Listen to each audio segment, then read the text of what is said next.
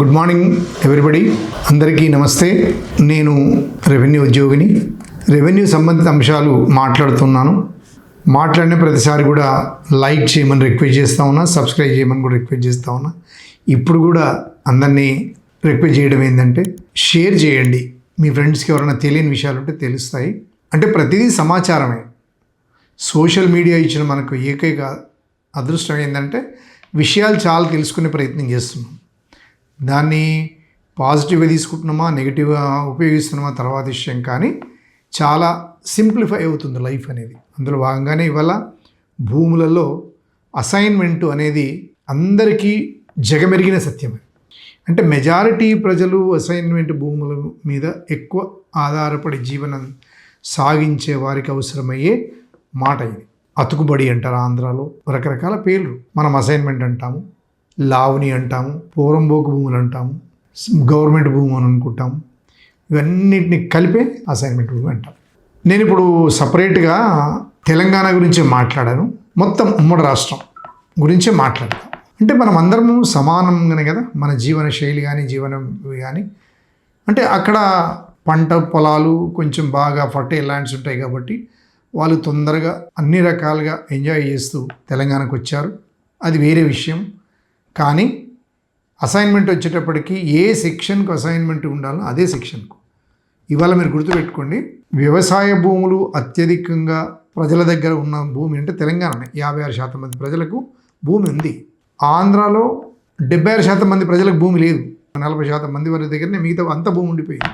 ఏమున్నా అక్కడక్కడ అసైన్మెంట్ భూమి మాత్రమే ఉన్నాయి. అసైన్మెంట్ భూమి అంటే ఏది?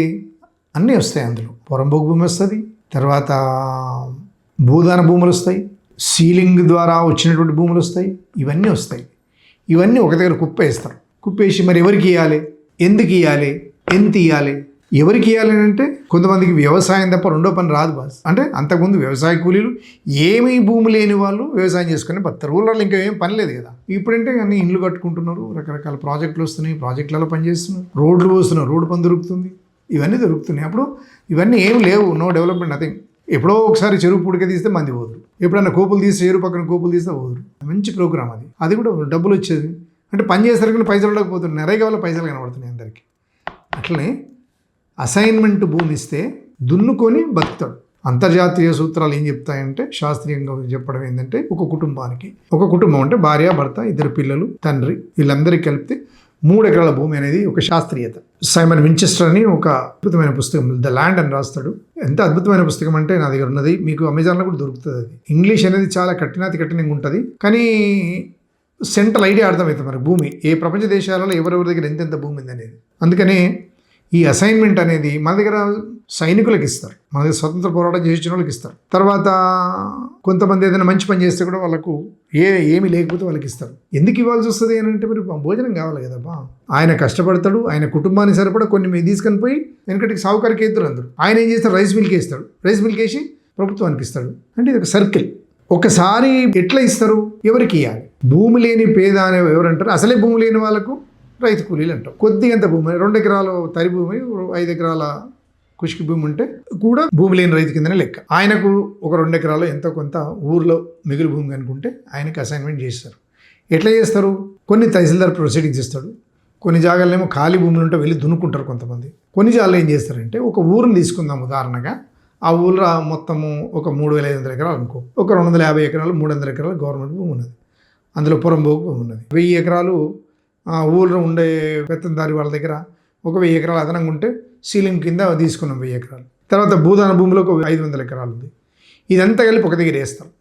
వేసి నిజానికి భూమిలోనూ ఎవరెవరు, భూమిలో సాధారణంగా గ్రామంలో ఉండే దళితుల భూములు ఉండవు, చిన్న బీసీలకు ఉండవు, అక్కడక్కడ కొన్ని ఓబీసీలకు ఉంటాయి. కానీ కొద్ది గొప్ప ఉన్నవాళ్ళు ఓబీసీలకు భూములు ఉంటారు, కానీ సరిపడా భూమి ఉండదు. వాళ్ళు చేతి నిండా పని కావాలి వాళ్ళకు. కాబట్టి ఈ వీటిలలో అర్హత ఎవరికి ఇవ్వాలి, చేసుకోగలుగుతాడా అనేది వాళ్లకు పిలిపించి దానికి ఒక పెద్ద కమిటీ ఏర్పాటు చేసి, ఆ కమిటీలో స్థానికంగా ఉండే ఎమ్మెల్యే, ఊరు పెద్ద రైతు, ఊరు చిన్న రైతు, తర్వాత రకరకాల కమిటీ మెంబర్సు, అందులో ఫీమేలు మేల్ అందరూ కలిసి ఒక లిస్ట్ తయారు చేస్తారు. ఎవరెవరికి భూమి ఇవ్వాలి తయారు చేసి, ఆ భూమి అర్హులు ఎవరు అనర్హులు ఎవరు అని తయారు చేసి దానికి ఒక పటం వేసి దాన్ని ముక్కలు ముక్కలు చేసి సబ్ డివిజన్ రికార్డ్ అంటారు. ఇట్లా రాసి రికార్డు చెక్ చేసుకొని ఏ సర్వే నెంబర్లో ఎంత ఉందో చూసుకొని దాన్ని మ్యాప్ వేసి ఎవరెవరికి ఎంత తీయాలనేది చూస్తారు. చూసి ఆ కమిటీ చేసి ఒక పెద్ద ప్రోగ్రామ్ పెట్టి ఆ ప్రోగ్రాంలో ఇస్తారు. ఇది అసైన్మెంట్ పట్టాలు ఇవ్వటం. ఫలానా రాజయ్య తండ్రి సోమయ్య ఇక ఆయన జాతకం అంతా ఉంటుంది అందులో. అదొక పెద్ద లిస్ట్ రాస్తారు.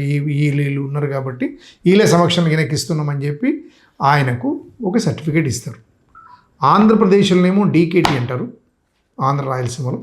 మన దగ్గరనేమో లావుని అంటారు, డీఫామ్ పట్ట అంటాం మన దగ్గర.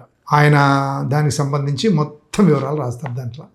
ఆయన పేరు, తండ్రి పేరు, సర్వే నెంబరు, విస్తీర్ణము, తర్వాత ఇవన్నీ రాసి ఆయనకి ఇచ్చేసి ఆయన ఫోటో పెట్టి ఆయనది తీసుకొని వచ్చి పహాణీలో గవర్నమెంట్ రికార్డులు ఎంట్రీ చేసి ఆయనకు సర్టిఫికేట్ ఇస్తారు.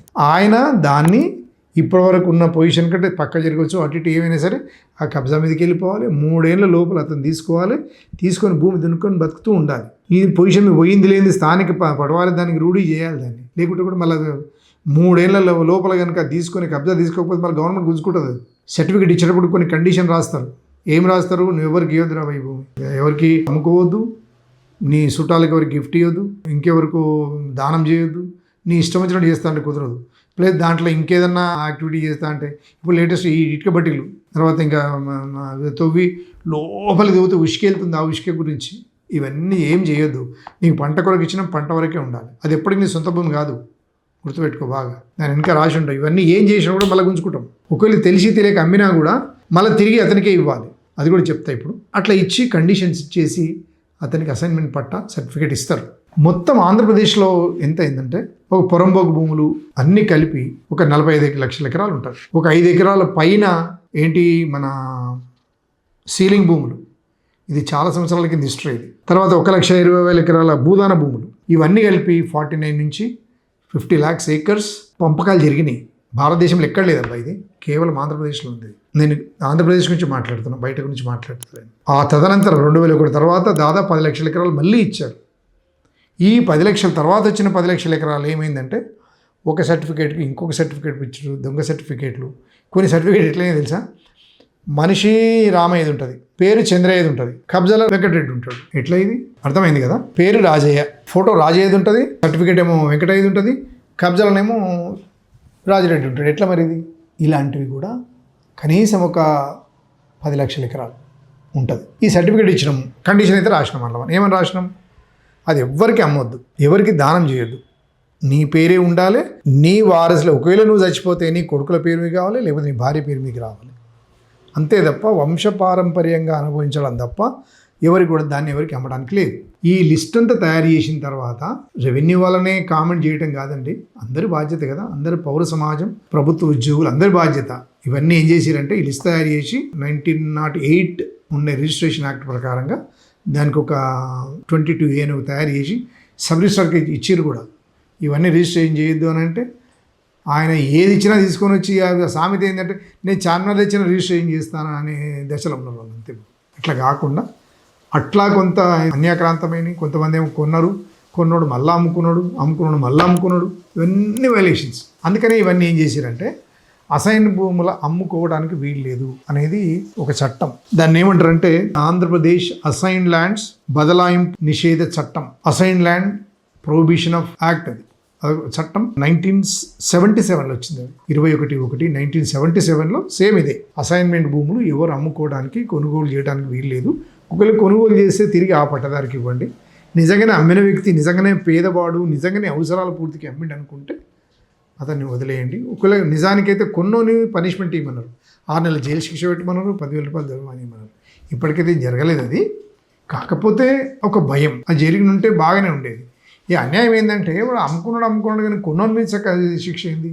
ఇవన్నీ ఇప్పుడు వ్యవస్థలు అన్నీ కూడా ఏం చేశారంటే ఆంధ్రప్రదేశ్ అప్పుడు ఏం చేసింది, ఉమ్మడి రాష్ట్రం ఉన్నప్పుడు ఆగస్టు 2007లో ఇట్లా కాదు ఇది, ఈ అమ్ముకుంటే వైలేషన్ చేస్తే ఆయన దగ్గర తీసుకొని మనమే పెట్టుకున్నాం. అది అట్లయితుంది. ఆ రకంగా చట్ట సవరణ తీసుకొని వచ్చి దాన్ని ఇంప్లిమెంట్ చేద్దామంటే వీళ్ళు కమ్యూనిస్ట్ వాళ్ళు వీళ్ళు పెద్దలు వెళ్ళిపెట్టారు. మరి అట్లయితుంది మళ్ళీ ఆయనకి ఇస్తాను, మళ్ళీ దీంట్లో చేసిన కొత్త చట్టం ఏంది దరిద్రం. లేక అమ్ముకుంటాడు, మస్తు అమ్ముకుంటాడు, పూటకు లేక అమ్ముకుంటాడు. అంత మాట 1% 2% మిస్యూజ్ చేస్తారు కొంతమంది. అమ్ముకుంటారు, అంతా తీసుకుపోయి కళ్ళు దుకాణాల సార దుకాణాల తర్వాత అలా పెట్టే బాపతలు కూడా ఉన్నారు. అంతా లేరు, అట్లా ఎవరు లేరు. ఎట్లయినా ఉంటే సోషల్ ఎలిమెంట్స్ ఉంటారు, రకరకాల మనుషులు అందులో వీడు కూడా ఒకడు. అటువంటి దృష్టిలో పెట్టుకొని ఏంది అమ్ముకున్నాడు వాడు ఇది చేసిన అనేది అందరికీ అది చెడ్డ పేరు పెట్టేసి అంతా చేసింది. అట్లా కొన్ని భూస్వాములు కూడా కొనుక్కున్నారు. భూమి కానుకున్నది దాని పక్క కానుకున్నది కొని దగ్గర పెట్టుకున్నారు, రిజిస్ట్రేషన్ చేసుకున్నారు. ఆ రిజిస్ట్రేషన్ మళ్ళీ రిజిస్ట్రేషన్ ఇట్లా మొత్తం దాదాపు 40% అన్యాక్రాంతం అయిపోయినాయి భూములు.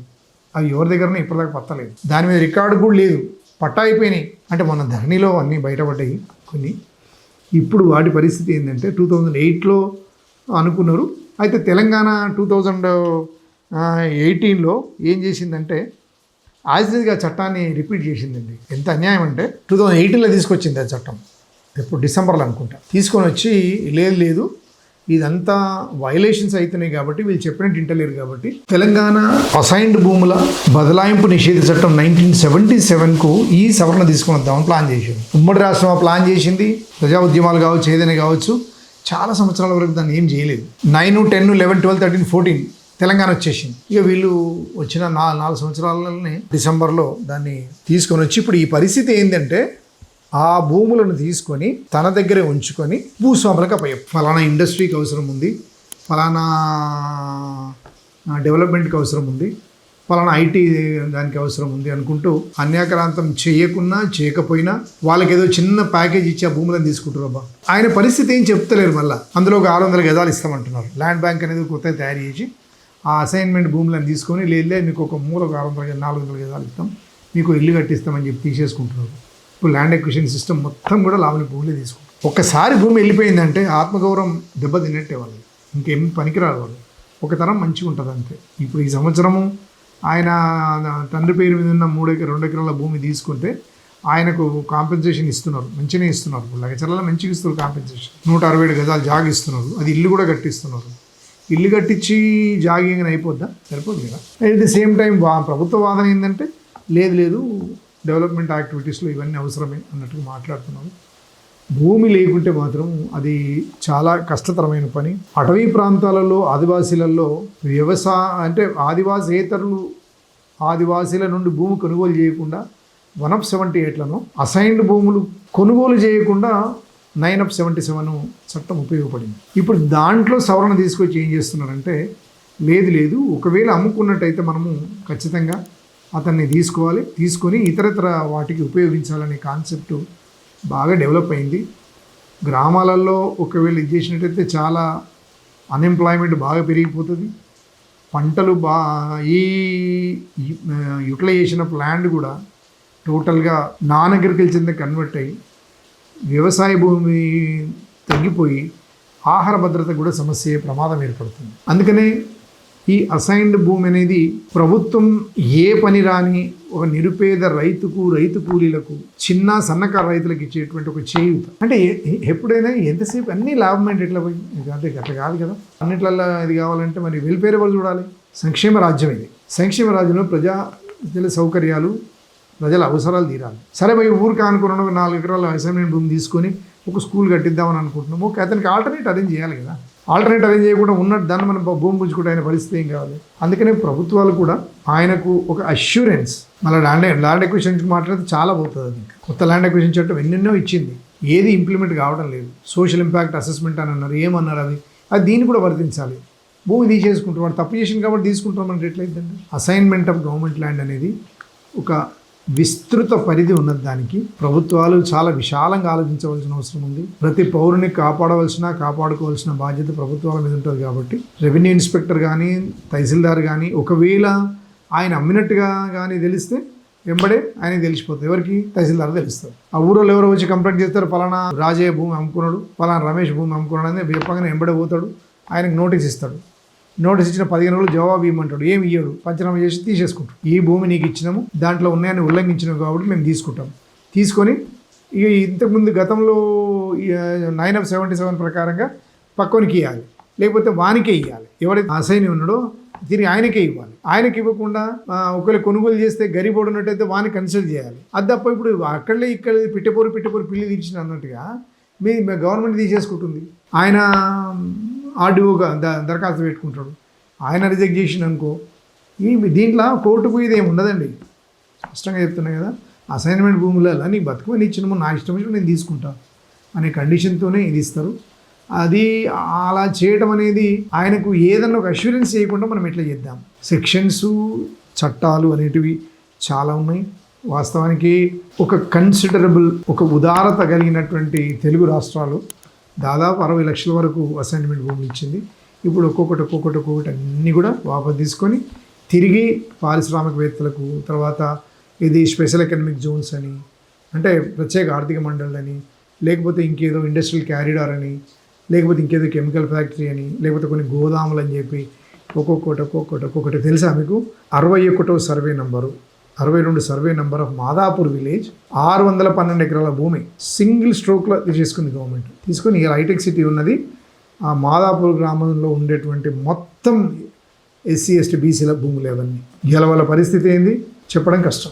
వాళ్ళ ఊళ్ళో వాళ్ళ ఊరోళ్ళంతా కలిపి ఆ ఊర్లో హైటెక్ సిటీ, ఆ ఊరోళ్ళే రెఫ్యూజీస్కి ఇప్పుడు ఇది కూడా అదే పరిస్థితి. అట్లా కాకుండా ప్రభుత్వం చాలా కోణాల నుంచి ఆలోచించాల్సిన అవసరం ఉంటుంది. పోనీ భూస్వాములకు ఇచ్చిండ్రు నేను అని మొత్తం వాడుతున్నట్టే ఇట్లా కాదు. వాడతలేడు. దాన్ని ఒక ఐటీ ఇండస్ట్రీ పెడతాడు. ఎంత కావాలి దానికి? 50 ఎకరాలు అయితే కొన్ని 1000 మందికి ఎంప్లాయ్మెంట్ ఇవ్వచ్చు, 100 మందికి ఎంప్లాయ్మెంట్ ఇవ్వచ్చు. ఆయన 500 ఎకరాలు ఇస్తే మిగతా అంతా రియల్ ఎస్టేట్కి అమ్ముకుంటూ పారిపోతున్నాడు. ఆ భూమి చూపిస్తే లోన్ తెస్తూనే వెళ్ళిపోతున్నాడు. అంటే ఇటు వీళ్ళది ఏంటంటే ఇటు ఘర్కానా ఘాట్కా అంటారు కదా, ఇటు కాకుండా అయిపోతున్నారు వీళ్ళు. ప్రభుత్వం పరిస్థితి కూడా అంతే. ఆయన భూమి ఇస్తున్నాడు, ఏం చేస్తాడు తెలుస్తాడు, మొత్తం వెళ్ళిపోతుండే అయిపోతుంది. కాబట్టి మనము అందరం కూడా భూములను కాపాడుకోవాలి. కోట్ల సంవత్సరాలు అయింది, ఇంకా కొన్ని కోట్ల సంవత్సరాలు భూమి ఉండాలి. భూమి అందరికీ ఉపయోగపడాలి. ఆ దిశగా మనలాంటి వాళ్ళందరం కూడా ఆలోచించే ప్రయత్నం చేద్దాం. అందరికీ భూమి ఉండేలా, ప్రతి భూమి నుంచి ఒక మంచి పంట ఉత్పత్తులు, కాంక్రిటైజేషన్ కాకుండా ఒక హరిత వనంగా కనపడేట్టుగా చూసుకోవాల్సిన అవసరం ఉందని తెలియజేస్తూ ధన్యవాదాలు. Thank you.